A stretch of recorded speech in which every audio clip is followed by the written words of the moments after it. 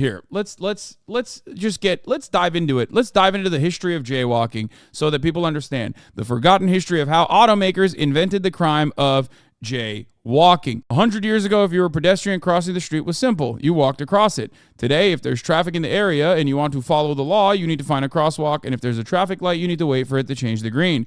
Fail to do so, and you're committing a crime. Jaywalking. In some cities, Los Angeles, for instance, police ticket tens of thousands of pedestrians annually for jaywalking with fines up to $250.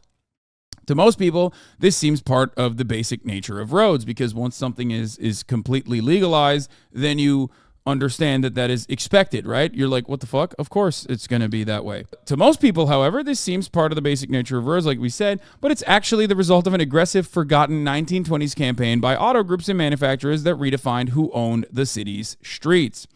This in and of itself comes across like a totally reasonable, preventative safety measure, a mechanism created by local governments in an effort to ensure that citizens can cohabitate public spaces alongside cars at a time when cars were becoming ever more popular, right? However, the reality is that this is a sea change, an attitude shift, where now the cities in the 1920s, their roads were supposed to belong to the cars rather than the people. This is precisely the reason why when you hear, and I'll tie this back to cops in a second right now, actually, when you hear a cop actually fucking kill a pedestrian, like that one guy who is a serial mass murderer of civilians in, what was it? Idaho? Fort Wayne? He always gets away with it. One, because he's a fucking cop, and two, because civilians do not have the right of way. Pedestrians do not have the right of way. That is a deliberate mechanism. Or is it Indiana? Yeah. That is by design. This is how we wrote those laws. In the early days of the automobile, it was the driver's job to avoid you, not your job to avoid them, Peter Norton says, a historian at University of Virginia and the author of Fighting Traffic, The Dawn of the Motor Age in the American City. But under the new model, streets became a place for cars. And as a pedestrian, it's your fault if you get hit. One of the keys to this shift was the creation of the crime jaywalking. It's strange to imagine now, but prior to the 1920s, cities' streets looked dramatically different than they do today. They were considered to be a public place for pedestrians, pushcart vendors, horse-drawn vehicles, streetcars, and children at play. Pedestrians were walking in the streets anywhere they wanted, whenever they wanted, usually without looking. Norton says during the 1910s, there were few crosswalks painted on the street, and they were generally ignored by pedestrians. As cars began to spread widely through the 1920s, the consequence of this was predictable: death. Over the first few decades of the century, the number of people killed by cars skyrocketed. Those killed were mostly pedestrians, not drivers, and they were disproportionately the elderly and children who had previously free rein to play in the streets. The public response to these deaths, by and large, was outrage. Automobiles were often seen as frivolous playthings, akin to the way we think of yachts today. They were often called pleasure cars, and on the streets, they were considered violent intruders. Now, if you were to say, Hasan, what is your suggestion? To destroy cars? To no longer allow vehicles? The internal combustion engine and vehicles and its mass availability has been a major boon in American industrial production, American commerce existing. To that I say, yes, I agree with you. I absolutely agree with you. I'm not saying fuck cars. I'm not one of those fuck car urbanists, okay? I'm not. However, in order to strike a delicate balance between pedestrian and car, in order to develop less car-reliant infrastructure, we must move away from the mentality that cars are an absolute necessity, an absolute must, and that they are always in the right and pedestrians are always in the wrong. You're a different kind of fuck cars, yeah. Cities erected prominent memorials for children killed in traffic accidents, and newspapers cover traffic deaths in detail, usually blaming drivers. They also publish cartoons demonizing cars, often associating them with the Grim Reaper. However, anti-car activists sought to slow down the deaths. In 1920, Illustrated World wrote, every car should be equipped with a device that could hold the speed down to whatever number of miles stipulated for the city in which its owner lived. The turning point came in 1923, says Norton, when 42,000 Cincinnati residents signed a petition for a ballot initiative that would require all cars to have a governor limiting them to 25 miles per hour. Local auto dealers were terrified and sprang into action, sending letters to every car owner in the city, taking out advertisements against the measure. Do not help build a Chinese wall around Cincinnati. Let's make it unanimous and vote no, which I personally love, because they're doing fuck China sentiment even back then. It's fucking dope. The measure failed. It also galvanized auto groups nationwide, showing them that if they weren't proactive, the potential for automobile sales could be minimized.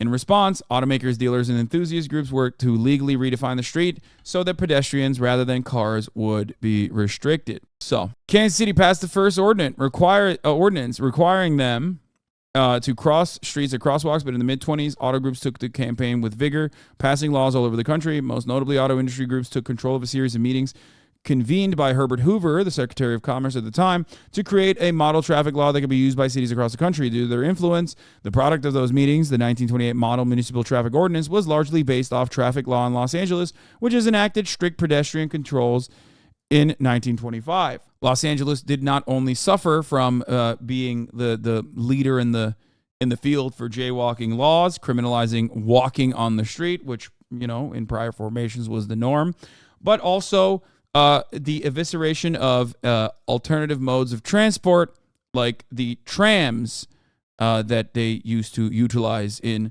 California and Los Angeles. So there's that as well. So, yes, you look to the roads. If you no longer see streetcar tracks on the roads, that is because they have been paved over. Yeah, the strategy also explains the name was given on crossing foot illegally on foot. Jaywalking during this era, Jay meant something like rube or hick, a person from the sticks who didn't know how to behave in a city. So pro-auto groups promoted the use of word jaywalker as someone who didn't know how to walk in a city, threatening public safety. At first, the term was seen as offensive, even shocking. Pedestrians fired back, calling dangerous driving jay driving. But jaywalking caught on and eventually became one word. It almost feels like if you are on the side of Capitol, you can collectively organize to utilize the state and its enforcement mechanisms to your advantage, and then ultimately create laws that end up inevitably becoming so norm that you cannot imagine a world outside of it. If only that is how capitalist dogma has operated. If only there was some way to analyze the situation, if only. Anyway, Eighth Ross Tempest. Thank you for the 10 gifted subs. And for those who say this is a terrible take, the deaths directly correlate to increasing speeds and popularity of cars. This history of it is secondary. This is a terrible take. No sane person wants to drive on a road where someone can walk in front of you at any time. Hasan. So you think it should be legal to walk into traffic on legal roads?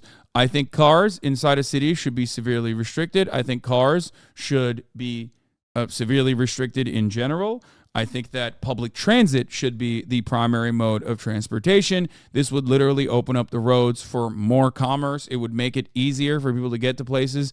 It would genuinely take a major cost off of people's daily existence. There should be severe restrictions, especially inside of cities. I'm not alone in this. Jaywalking as a law does not exist in many European countries, and some of those European countries, including Spain, for example, or even Amsterdam, have created entire city blocks where no cars are allowed. This has been a good thing. This has been positive. When you can use more areas of the city, including the streets, commerce thrives. It doesn't actually change the freedom of transportation or the freedom of travel. It simply makes things better. It's also better for reducing carbon emissions. I also think that having public transit as the primary mechanism for transport inside of cities would be good for mixed income collaboration. I think that it would make it better. All of a sudden, even the wealthy people living inside of cities have the same exact interest in fixing public transit.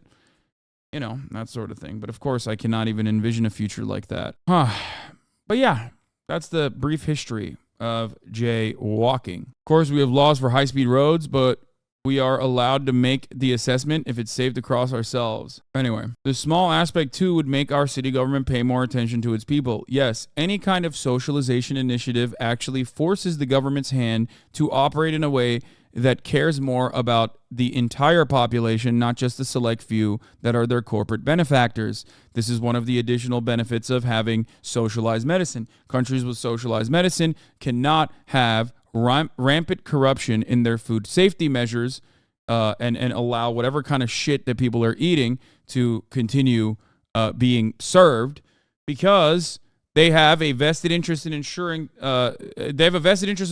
the cost of healthcare in general. This yields more pro-people policies as well. All of this is, of course, linked to one another, all the way from cars and jaywalking to more walkable cities that actually make your lives better, make you healthier. and everything else, really. We got here from climate change. We got here from talking about policing, but of course, under capitalism, everything is linked to one another. It's just a different. We should just start talking about a different way to exist.